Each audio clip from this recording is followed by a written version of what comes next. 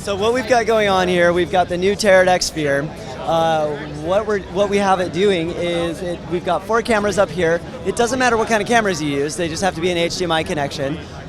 So it's running 4 HDMI in. This device then live stitches those feeds and puts them into a 360 panoramic and sends it wirelessly to an iPad for monitoring. So I've got a live feed right here on my iPad so I can monitor everything that's going on in my production.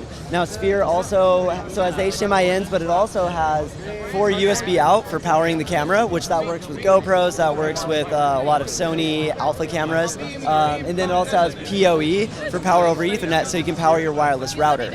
So everything can be connected to one tripod and you can be run and gun, set up, turn on your cameras, pull out your iPad, calibrate the stitch. Only takes about a minute to get like a nice calibration with your color, making sure everything's even, and then you are ready to live monitor. Then from there you can record video files onto the iPad for your dailies, or even that's just your whole production and you just record and then upload straight to YouTube Live.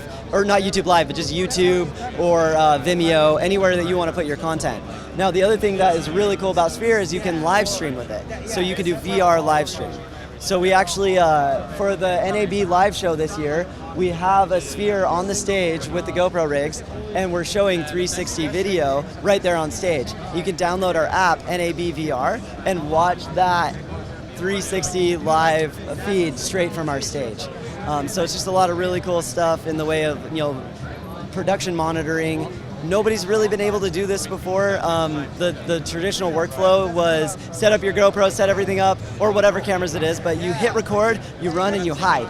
And then you hope that your cameras didn't die. You hope nobody came and tapped on your cameras. You hope that just your actors did something right. If it's a narrative scene, you can't monitor. And so now with Sphere, you can monitor everything that's going on for your production. So it's 4 1080p feeds stitched together to create a 4K file. So if you're going live, you just have to have a live CDN player that can handle a 4K stream. So like YouTube's coming out with YouTube 360, Facebook 360, everybody's going to be making it very easy to play virtual content across the web for live streaming content. So when we're shipping, it will. We're going to do an audio in. We're going to have that all taken care of because we know that audio is very important for for virtual production. Honestly, it's one of the biggest motivators. You're not in a 2D space anymore, so you can't just direct them with camera movement. You can't tell your audience where to go with lighting or with anything. It's more about directing them with sound design. If I hear something to my right, I'm going to look over to my right and see what's going on. So sound is important, so we're definitely featuring that. We're also going to be doing SDI in the future. And another really cool thing is with Sphere, you could actually daisy chain 2 units together so that you could get 8 camera feeds all stitched onto the iPad, so you can have a bigger camera array for your virtual reality content.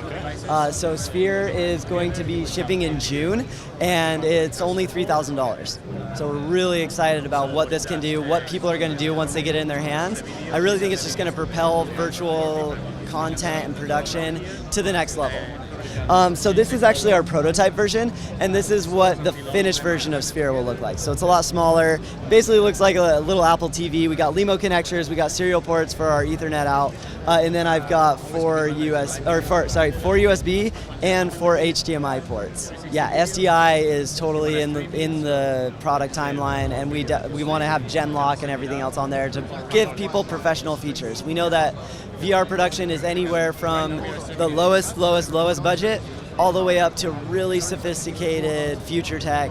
And so we want to be able to support every production, whether this is being directed by Ridley Scott or whether it's I'm going out on the weekend and setting this up and showing it to my family.